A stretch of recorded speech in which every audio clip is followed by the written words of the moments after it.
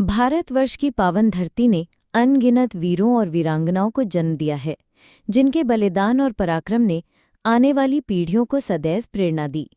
इन्हीं महान आत्माओं में से एक थीं झांसी की रानी लक्ष्मीबाई।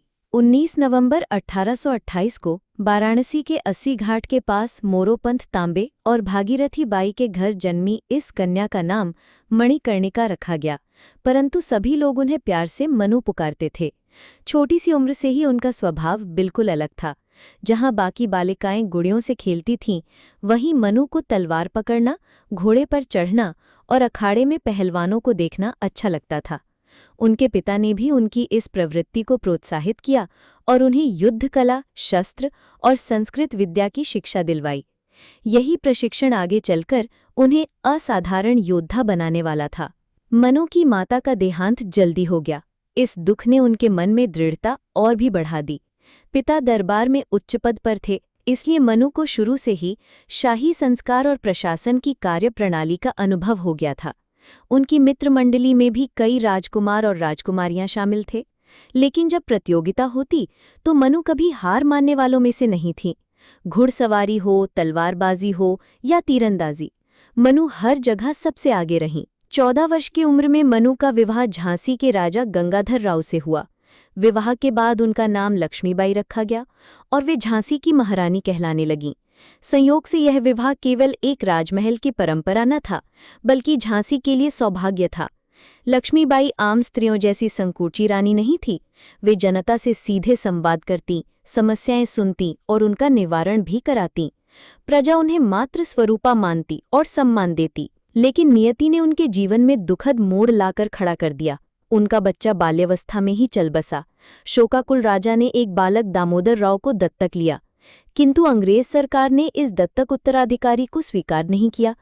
लॉर्ड डलहौजी की लैप्स की नीति के तहत यह ऐलान किया गया कि झांसी अब अंग्रेज साम्राज्य में मिलाई जाएगी। ये सुनते ही रानी ने वो ऐतिहासिक वाक्य कहा, मैं अपनी झांसी नहीं दूंगी।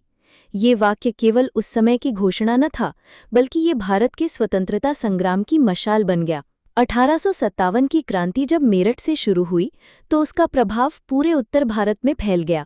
रानी लक्ष्मीबाई ने झांसी की रक्षा के लिए सैन्य तैयारियां की। उन्होंने स्त्रियों को भी युद्ध कला सिखलाई। सुनने में आता है कि उनकी सेना में महिलाओं की एक टुकड़ी भी थी, जो तोपें चलाने से लेकर तलवार लहराने तक में दक्ष थी। किले की दीवारों पर तोपें सजाई गई, सैनिक तैयार हुए और रानी स्वयं घोड़े पर सवार होकर नेतृत्व करने लगी। युद्ध अत्यंत भयंकर था।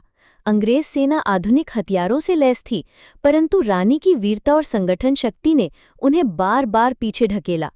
एक घोड़े पर दामोदर राव को बांधकर, दूसरे हाथ में तलवार और चेहरे पर तेजस्विता लिए जब रानी युद्ध क्षेत्र में उतरती तो सैनिकों के हौसले बुलंद हो जाते। उनकी तलवार की गूंज और आंखों का आत्मविश्वास ही सेना के लिए विजय मंत्र था। लेकिन अंग्रेजों ने चालाकी से रणनीति बनाई और झांसी किले को घेर लिया। रानी और उनकी सेना ने बहादुरी से प्रतिरोध किया, लेकिन धीरे धीरे झांसी अंग्रेजों के कब्जे में चला गया। पर रानी हिम्मत हारने वाली नहीं थी। वे अपने साथी तात्या टोपे के साथ कालपी पहुंची और फिर वहां से ग्वालियर की ओर कूच किया।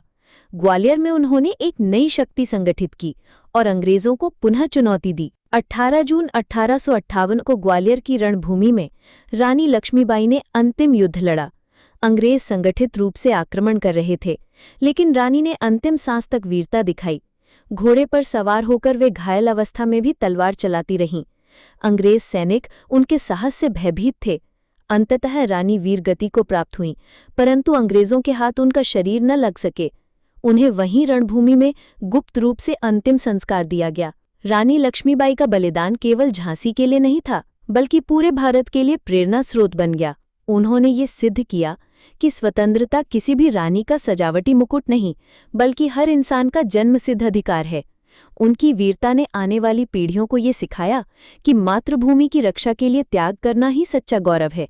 महात्मा गांधी, सुभाष चंद्र बोस और भगत सिंह जैसे क्रांतिकारी भी रानी लक्ष्मीबाई के बलिदान से प्रेरणा लेकर अंग्रेजों के विरुद्ध लड़े। आज भी जब उनके शब्द मैं अपनी झांसी नहीं दूंगी गूंजते हैं, तो हर भारतवासी का सीना गर्व से चौड़ा हो जाता है। वो केवल झांसी की महारानी नहीं थी, बल्कि स्वतंत्र भारत की आधारशिला थी। उनकी कहानी हमें ये सिखाती है कि संघर्ष चाहे कितना भी बड़ा क्यों न हो, यदि मनुष्य में साहस और अटूट विश्वास है तो विजय निश्चित है। रानी लक्ष्मीबाई की गाथा इतिहास की अमर धरोहर है और सदैव रहेगी।